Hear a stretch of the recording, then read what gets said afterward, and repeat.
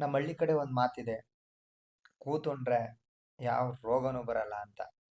ಅದೇ ಅದೇ ರೀತಿ ನಾವು ಮಾಡಿದಂಥ ಅಡುಗೆನ ತಿಂದು ಜನರು ಹೇಳೋ ರೆಸ್ಪಾನ್ಸ್ ಕೇಳೋಕೆ ಚೆಂದ. ಎಲ್ರಿಗೂ ನಮಸ್ಕಾರ, ವೆಲ್ಕಮ್ ಬ್ಯಾಕ್ ಟು ಹೆವಿ ಭಟ್ರು ಯೂಟ್ಯೂಬ್ ಚಾನಲ್. ನಾನು ಮಾತಾಡ್ತಾ ಇರೋದು ನಿಮ್ಮ ಮಧುಗೌಡ. ಇವತ್ತು ನಾವು ಮಾಡ್ತಾ ಇರೋ ರೆಸಿಪಿ ಬಂದು ಪಾಲಕ್ ಗ್ರೀನ್ ಗ್ರೇವಿ. ಅದು 5 kg 10 kg ಅಲ್ಲ, ಮನೇಲಿ ಮಾಡೋ ರೀತಿ ಅಂತೂ ಅಲ್ವೇ ಅಲ್ಲ. ನಾವು ಮಾಡ್ತಾ ಇರೋದು ಬಂದು 150 kg ಚಿಕನ್ ಗ್ರೀನ್ ಗ್ರೇವಿ, ಅದರಲ್ಲೂ ಪಾಲಕ್ ಗ್ರೇವಿಯನ್ನು ನಾವು ಇವತ್ತು ಮಾಡ್ತಾ ಇದ್ದೀವಿ.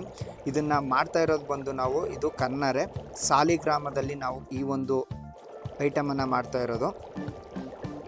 ನೀವು ಯೂಟ್ಯೂಬಲ್ಲಿ ಸಾಮಾನ್ಯವಾಗಿ ಮನೇಲಿ ಮಾಡೋದು ನೋಡಿರ್ತೀರ, ಹೊರಗಡೆ ಹೋಟೆಲ್ನಲ್ಲಿ ವ್ಲಾಗರ್ಸ್ಗಳು ತೋರಿಸೋದು ನೋಡಿರ್ತೀರ. ಆದರೆ ನೀವು ಊಟ ಮಾಡುವಂತಹ ಮದುವೆ ಕರ್ನಾರ್ಯಗಳು, ಶುಭ ಕಾರ್ಯಗಳಲ್ಲೆಲ್ಲ ಯಾವ ರೀತಿ ನಾವು ಅಡುಗೆಯನ್ನು ಮಾಡ್ತೀವಿ ಅನ್ನೋದ್ರ ಬಗ್ಗೆ ನಾನು ಎಕ್ಸ್ಪ್ಲೋರ್ ಮಾಡಬೇಕು, ಜನಗಳಿಗೆ ತಿಳಿಬೇಕು, ನಾವು ಐಟಮ್ಗಳನ್ನು ಯಾವ ರೀತಿ ಹಾಕ್ತೀವಿ ಅನ್ನೋದನ್ನು ತಿಳಿಬೇಕು ಅಂತ ನಾನು ಇದನ್ನು ಸ್ಟಾರ್ಟ್ ಮಾಡಿದ್ದೀನಿ. ಮೊದಲಿಗೆ ನಮಗೆ ಬೇಕಾಗಿರೋದು ಈರುಳ್ಳಿ, ಮತ್ತು ಅದರ ಜೊತೆಗೆ ಶುಂಠಿ ಬೆಳ್ಳುಳ್ಳಿಯನ್ನು ಪೇಸ್ಟ್ ಮಾಡ್ಕೋಬೇಕು, ಮತ್ತು ಪಾಲಕ್ ಸೊಪ್ಪು, ಮತ್ತು ಮೆಂತ್ಯ ಸೊಪ್ಪು ಮತ್ತು ಪುದೀನ ಸೊಪ್ಪು ನಮಗೆ ಬೇಕಾಗುತ್ತೆ. ಇದ್ರ ಜೊತೆಗೆ ಮೆಣಸಿಕಾಯಿ, ಈ ಮೂರನ್ನು ರುಬ್ಕೊಂಡು ನಾವು ನೀಟಾಗಿ ಸಣ್ಣದಾಗಿ ರುಬ್ಬಬೇಕು. ನಾವು ಮಾಡ್ತಿರೋದು ಪಾಲಕ್ ಇರೋದ್ರಿಂದ ಪಾಲಕ್ ಎಲೆನ ಜಾಸ್ತಿ ಹಾಕೋಬೇಕು, ಮತ್ತು ಈರುಳ್ಳಿನ ಸಣ್ಣದಾಗಿ ಆಡಿಸ್ಕೋಬೇಕು. ಮತ್ತು ನಾವು ಯೂಸ್ ಮಾಡ್ತಿರೋ ಚಿಕನ್ ಮಸಾಲೆ ಬಂದು MDH ಅಥವಾ ಈಸ್ಟರ್ ಯೂಸ್ ಮಾಡ್ಬೋದು. ಮತ್ತು ಸ್ವಲ್ಪ ಕಸ್ತೂರಿ ಮತ್ತು ಸಾಂಬಾರು ಸೊಪ್ಪಿದ್ರೆ ನಿಮಗೆ ಆಗುತ್ತೆ. ಮತ್ತು ಇದ್ರ ಜೊತೆಗೆ ಧನಿಯಾ ಪೌಡ್ರ್ ಇದ್ದರೆ ಸಾಕು. ಇವತ್ತು ನಾವು ಮಾಡ್ತಾ ಇರೋದು ಗ್ಯಾಸ್ನಲ್ಲೆಲ್ಲ, ಒಲೆಯಲ್ಲಿ ಮಾಡ್ತಾ ಇರೋದು. ಏನಕ್ಕೆ ಅಂತ ಅಂದರೆ ಇವತ್ತು ನಾವು ಮಾಡ್ತಾ ಇರೋದು ಗಟ್ಟಿ ಕೋಳಿ, ಡಿಸ್ಕೋ ಕೋಳಿ ಅಂತಾರಲ್ಲ, ಆ ಕೋಳಿಲಿ ಮಾಡ್ತಾ ಇರೋದ್ರಿಂದ ಸೌದೆ ಒಲೆಯಲ್ಲಿ ಮಾಡ್ತಾ ಇರೋದು ನಾವು. ಅದಕ್ಕೋಸ್ಕರ ಇದು ಜಾಸ್ತಿ ಬೇಯಬೇಕು. ಅದಕ್ಕೋಸ್ಕರ ಫಸ್ಟ್ 1 ಕ್ವಿಂಟಾಲ್ ಪಾತ್ರೆನ ಮಡಗಿ, ಚಿಕನ್ ಆಲ್ರೆಡಿ ರೆಡಿಯಾಗಿತ್ತು. ಅದರಿಂದ ಆ ರೆಡಿಯಾಗಿರುವಂಥ ಚಿಕನ್ಗೆ 2 ಪಾತ್ರೆಯಲ್ಲಿ ತಂದಿದ್ರು. ಅದಕ್ಕೆ ನಾವು ನೀರೆಲ್ಲ ಹಾಕಿ ನೀಟಾಗಿ ತೊಳೆದು ಅದನ್ನು ಈ ಪಾತ್ರೆಗೆ, ಬಿಸಿ ಆಗ್ತಾ ಇದ್ದಂಗೆ ಪಾತ್ರೆಗೆ ಯಾವುದೇ ಎಣ್ಣೆ ಹಾಕ್ತೀವಿ. ಅಂದರೆ ಜಾಸ್ತಿ ಚಿಕನ್ ಇರೋದ್ರಿಂದ ನಾವು 2 ಥರ ಚಿಕನ್ ಮಾಡ್ತೀವಿ ನಾವು. ಫಸ್ಟು ಜಾಸ್ತಿ ಚಿಕನ್ ಇದ್ದರೆ, ಗಟ್ಟಿ ಕೋಳಿ ಆದರೆ ಮಾತ್ರ ನಾವು ಫಸ್ಟ್ ಈ ರೀತಿ ನೀರನ್ನೆಲ್ಲ ಸುಂಡ್ಲಿ ಅಂದ್ಬಿಟ್ಟು ಫಸ್ಟೇ ಎಲ್ಲನೂ ತೋಡಿ ಈ ರೀತಿ ಹಾಕ್ತೀವಿ ತೊಳೆದು ನೀಟಾಗಿ. ಅದಾದಮೇಲೆ ಇದೇ ನೀರು ಬಿಟ್ಕೊಳ್ಳುತ್ತೆ ಚಿಕನು. ಇದು ಗಟ್ಟಿ ಕೋಳಿ ಆದರೆ ಮಾತ್ರ, ಯಾವುದೇ ಕಾರಣಕ್ಕೂ ಈ ಬ್ರಾಯ್ಲರ್ ಕೋಳಿ ಅಂತ ಹೇಳ್ತಾರಲ್ಲ, ಆ ಕೋಳಿಗಾದರೆ ನಾವು ಈ ರೀತಿ ಮಾಡಲ್ಲ.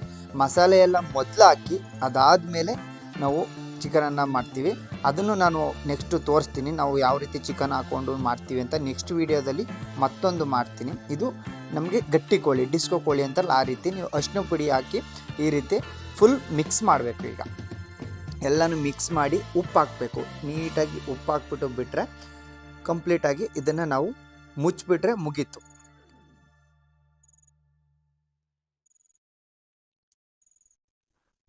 ಅದಾದಮೇಲೆ ಸ್ವಲ್ಪ ಹೊತ್ತು ಆದಮೇಲೆ ಅದನ್ನು ತೆಗಿಬೇಕು. ದಮ್ ಆಗ್ತಂಗೆ ಅದನ್ನು ಮುಚ್ಚಿಬಿಟ್ಟು ಚೆನ್ನಾಗಿ ಉರಿ ಕೊಟ್ಟು ಬೇಯಿಸಿದ್ರೆ ನಿಮಗೆ ನೋಡ್ತಾ ಇರೋದು ಈ ರೀತಿಯಾಗಿ ಎಲ್ಲ ಅದಾಗದೆ ನೀರು ಬಿಟ್ಟು, ರಸ ಬಿಟ್ಟು ಈ ರೀತಿಯಾಗಿ ಆಗಿರುತ್ತೆ. ಉಪ್ಪು ನೀರನ್ನು ಚೆನ್ನಾಗಿ ಉಪ್ಪು ನೀರಲ್ಲೇ ಬೇಯಬೇಕಿದು. ಯಾಕೆಂದರೆ ಈ ಕೋಳಿ ತುಂಬ ಅಂದರೆ ತುಂಬ ಗಟ್ಟಿ ಇರುತ್ತೆ. ಅದರಿಂದ ಇದು ತುಂಬ ನೀರಲ್ಲೇ ಬೇಯಬೇಕು. ಎಷ್ಟು ಬೇಯಿಸ್ತೀವೋ ನಂತರ ಅರ್ಧ ಬೇಯ್ತಾ ಇದ್ದಂಗೆ ನಾವು ಹಾಕಬೇಕು. ನಾವು ಏನು ಆಡಿಸಿರ್ತೀವಲ್ಲ ಪಾಲಕ್ಕು ಮತ್ತು ಸೊಪ್ಪಿನ ಮಿಶ್ರಣ, ಮೆಣಸಿಕಾಯಿ ಜೊತೆಗೆ, ಇದಕ್ಕೆ ಯಾವುದೇ ಖಾರ ಹಾಕ್ತಿರೋದ್ರಿಂದ ಮೆಣಸಿಕಾಯಿ ಜಾಸ್ತಿ ಹಾಕ್ಕೋಬೇಕು. ಇದನ್ನು ಹಾಕಬೇಕು. ಇದಾಕಿ ನೀಟಾಗಿ ಪಲ್ಟಾಯಿಸ್ಬೇಕು. ನೀವು ಉಪ್ಪು ನೀರೇನು ಬೇಯಿಸಿರ್ತೀರ ಅದ್ರ ಜೊತೆಗೆ ನೀಟಾಗಿ ಪಲ್ಟಾಯಿಸ್ತಾ ಹೋದರೆ ಅದು ಆ ನೀರಿನಲ್ಲಿ ತಿರ್ಗಾ ಬೇಯುತ್ತೆ. ಪಾಲಕ್ ಸೊಪ್ಪಿನ ಜೊತೆಗೆ ಅದು ಮಿಕ್ಸ್ ಆಗುತ್ತೆ. ಅದಾದಮೇಲೆ ತಿರ್ಗಾ ಮುಚ್ಚಿ ದಬಾಕ್ಬಿಟ್ಟು ಈರುಳ್ಳಿಯನ್ನು ಆಡಿಸಿರ್ತೀರಲ್ಲ, ನಿಮಗೆ ಗ್ರೇವಿ ಬೇಕು ಅಂತ ಅಂದರೆ 150 kgಗೆ 50 kgಗೆ ನಾವು 1 ಬಕೆಟ್ ಈರುಳ್ಳಿಯನ್ನು ಹಾಕ್ತೀವಿ. ಅದ್ರ ಬದಲು ನಿಮಗೆ ಗ್ರೇವಿ ಜಾಸ್ತಿ ಬೇಡ ಅಂತಂದರೆ ಕಡಿಮೆ ಹಾಕೋಬೋದು. ಇಲ್ಲ ಅಂತಂದರೆ ಗ್ರೇವಿ ಜಾಸ್ತಿ ಬೇಕು ಅಂದರೆ 2-3 ಬಕೆಟು ಹಾಕ್ಬೋದು. ನಾವು 1 ಬಕೆಟ್ ಹಾಕಿದ್ದು ಗ್ರೇವಿ ನಮಗೆ ಜಾಸ್ತಿ ಅವಶ್ಯಕತೆ ಇರಲಿಲ್ಲ. ನೆಕ್ಸ್ಟ್ ಅದಾದಮೇಲೆ ಶುಂಠಿ ಬೆಳ್ಳುಳ್ಳಿ ಪೇಸ್ಟು ನಮಗೆ ಹೆಚ್ಚು ಕಮ್ಮಿ, ಅದಕ್ಕೆ ನಿಮಗೆ ಬೆಳ್ಳುಳ್ಳಿ ಮತ್ತು 1 kg ಅರ್ಧ kg ಸಾಕು.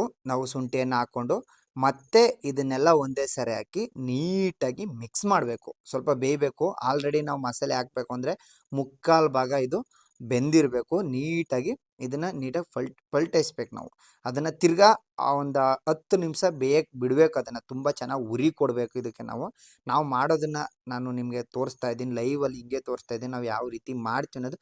ಜಾಸ್ತಿ ಮಸಾಲೆ ಏನಿಲ್ಲ, ನಾವು ಯಾವುದೇ ಮಸಾಲೆ ರೀತಿ ಏನೂ ಹಾಕಲ್ಲ. ನೀವು ನೋಡ್ತಾ ಇರ್ಬೋದು ಇಲ್ಲಿ ನಾವು ಬರೀ ಪಾಲಕ್ ಗ್ರೇವಿ ಹಾಕಿದ್ದೀವಿ, ಶುಂಠಿ ಬೆಳ್ಳುಳ್ಳಿ ಪೇಸ್ಟ್ ಹಾಕಿದ್ದೀವಿ ಮತ್ತು ಈರುಳ್ಳಿ ಪೇಸ್ಟ್ ಇಷ್ಟನ್ನೇ ಈಗ ಹಾಕಿರೋದು. ಮತ್ತು ನಾವೀಗ ಚಿಕನ್ ಮಸಾಲೆನೂ ಕೂಡ ಅಷ್ಟು ಏನು ಜಾಸ್ತಿ ಏನು ಹಾಕಲ್ಲ. ನೋಡ್ತಾ ಇರೋದು MDH ಚಿಕನ್ ಮಸಾಲಾನ ಬರೀ 300 ಗ್ರಾಮ್ ಅಷ್ಟೇ. ನಾವು ಏನು ಕೆ ಜಿ ಗಟ್ಟಲೆ ಏನು ಇಲ್ಲಿ ಹಾಕ್ತಾ ಇಲ್ಲ. 300 ಗ್ರಾಮ್ MDH ಚಿಕನ್ ಮಸಾಲ ಹಾಕ್ತೀವಿ. ನೀವು ಆಲ್ಮೋಸ್ಟ್ ನಾವು ಪ್ರೆಫರ್ ಮಾಡೋದು ಅಂದರೆ MDH ಅಥವಾ ಈಸ್ಟರ್ನ್ ಇವೆರಡರಲ್ಲಿ ನೀವು ಬಳಸಿ ತುಂಬ ಚೆನ್ನಾಗಿ ಟೇಸ್ಟನ್ನು ಕೊಡ್ತವೆ ಇವೆರಡು. ಅದಾದಮೇಲೆ ನೀವು ಧನಿಯಾ ಪೌಡ್ರು, ಆಲ್ಮೋಸ್ಟ್ ಧನಿಯಾ ಪೌಡ್ರು ನಾವು ಬಳಸೋದು ಅಂಗಡಿದಾದರೆ ನಾವು ಈಸ್ಟರ್ನ್ ಬಳಸ್ತೀವಿ. ಇಲ್ಲ ಅಂತಂದ್ರೆ ನಾವು ಆಲ್ರೆಡಿ ಮನೇಲೇ ಇಲ್ಲಾಂದರೆ ಆಡ್ಸೋಕ್ಕೆ ಹೇಳ್ತೀವಿ ಮತ್ತು ನಾವೇ ಉರಿತೀವಿ, ಅದರಿಂದ ನಾವು ಅದನ್ನು ಬಳಸ್ಕೋತೀವಿ. ಅದಾದಮೇಲೆ ಫೈನಲಾಗಿ ನಾವು ಸ್ವಲ್ಪ ಸಾಂಬಾರು ಸೊಪ್ಪೆಲ್ಲ ಹಾಕಿ ನೀಟಾಗಿ ಪಲ್ಟಿ ಹೊಡೆಸಿ ತಿರ್ಗಾ ಒಂದು 10 ನಿಮಿಷ ಬೇಯಕ್ಕೆ ಬಿಟ್ಟರೆ ನಮಗೆ ಈ ಥರ ಒಂದು ಚಿಕನ್ ಪಾಲಕ್ ಗ್ರೇವಿ 150 kg ಚಿಕನ್ ಪಾಲಕ್ ಗ್ರೇವಿ ರೆಡಿಯಾಗುತ್ತೆ. ಇಲ್ಲಿ ನೋಡ್ತಾ ಇರೋದು ನಾವು ಆಯಿಲ್ ನಾವಿಲ್ಲಿ ಹಾಕೇ ಇಲ್ಲ, ಸ್ವಲ್ಪನೂ ಆಯಿಲ್ ಹಾಕಿಲ್ಲ. ನೀವು ಗಮನಿಸಿರ್ಬೋದು ಆಯಿಲ್ ಹಾಕೆಲ್ಲ ಮಾಡ್ಬೋದು.